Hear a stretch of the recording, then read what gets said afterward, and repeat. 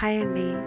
ఎప్పుడు దోశలో క్యాజువల్గా మనం చేసుకునేది చట్నీ లేకపోతే సాంబార్. కొంచెం వెరైటీగా ఈరోజు చేసేది శనగపిండితోటి కర్రీ. సో అది ఎలా చేయాలో చూద్దామా? దీనికి కావాల్సినవి ఫస్ట్ మనకి చూసుకోవాల్సింది మిర్చి, ఆనియన్, కరివేపాకు, టొమాటో, క్యారెట్ అన్నీ చిన్న చిన్నగా తరిగి పెట్టుకోవాలి. స్టవ్ వెలిగించుకొని ఒక చిన్న గిన్నె పెట్టేసుకోవాలి. ఓకే, దాంట్లో సరిపడా ఆయిల్ పోసుకొని అది కొంచెం వేడయ్యే వరకు చూసుకోవాలి. హై ఫ్లేమ్లో పెట్టేసుకోవాలి. హై ఫ్లేమ్లో పెట్టుకున్నాక వేడైనాక ఆవాలు, జీలకర్ర వేసుకున్నాక ఫస్ట్ తరిగి పెట్టుకున్న మిర్చి చిన్నగా కట్ చేసుకోవాలి. మిర్చి అండ్ ఆనియన్ కూడా వేసేసుకోవాలి. ఆనియన్ కూడా చిన్నగానే కట్ చేసుకోవాలి, టేస్ట్ బాగుంటుంది. దూరగా వేయించుకోవాలి. దీన్ని లో ఫ్లేమ్లో పెట్టేసుకొని వేయించుకోవాలి, ఎందుకంటే మాడకుండా అడగంటకుండా చూసుకోవాలి. నెక్స్ట్ వచ్చేసి మనకి టొమాటో, క్యారెట్ వేసేసుకోవాలి. అట్లనే మనం కొత్తిమీరాకు ఉన్న వాళ్ళు కొత్తిమీరాకు వేసుకోండి. ప్రజెంట్ నా దగ్గర కొత్తిమీరాకు లేదు, సో నేను కళ్యామాకు వేసేస్తున్నాను. కళ్యామాకు కూడా వేసేసుకొని దూరగా వేయించుకోవాలి. లో ఫ్లేమ్లో పెట్టేసుకొని వేయించుకోవాలి. దీన్ని హై ఫ్లేమ్లోకి తీసుకురావద్దు, అంటే అడుగంటుతుంది.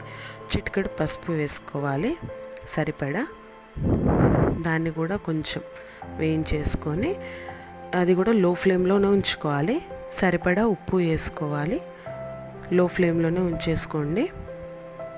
దూరగా వేయించుకోవాలి. వేయించుకున్న తర్వాత దాన్ని చాలా లైక్ మీకు ఒక కన్సిస్టెన్సీ తెలుస్తుంది కదా, అది ఎప్పుడు వాటర్ పోయాలి అనేది. సో ఆ కన్సిస్టెన్సీ వచ్చేంత వరకు 2 గ్లాసెస్ ఆఫ్ వాటర్ పోసేసుకోవాలి. 2 గ్లాసెస్ ఆఫ్ వాటర్ పోసేసుకొని కొంచెం హై వాల్యూమ్లో పెట్టేసుకొని మూత పెట్టేసుకోవాలి. మూత పెట్టేసుకున్నాక ఇప్పుడు ఒక గిన్నెలో మనం శనగపిండి, నేను సెర్లాక్ స్పూన్ తోటి 4 స్పూన్స్ తీసుకున్నానండి. అది కూడా 4 స్పూన్స్ చాలా నిండుగానే తీసుకున్నాను. 4 స్పూన్స్ తీసుకొని దాన్ని ఒక కన్సిస్టెన్సీ లాగా కలుపుకోవాలి. బాగా థిక్గా కలపద్దు, బాగా పతలా కలపద్దు. ఒక చూడండి అది ఎట్లా కలుపుకున్నాను నేను.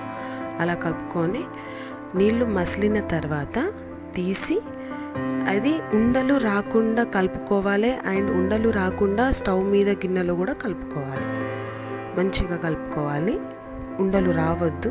ఉండలు వస్తే దాన్ని మళ్ళీ తీయడం చాలా కష్టం. ఉండలొద్దు.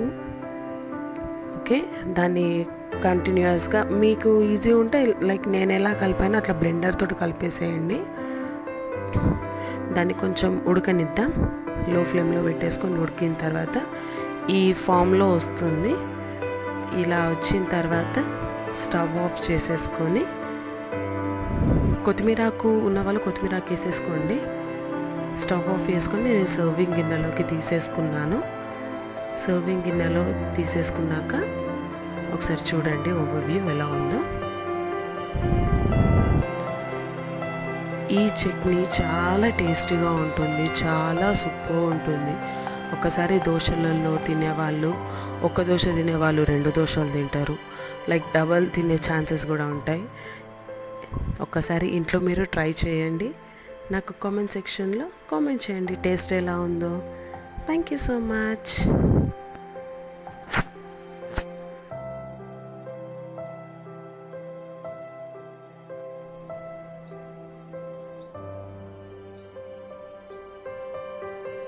Name is Vijay.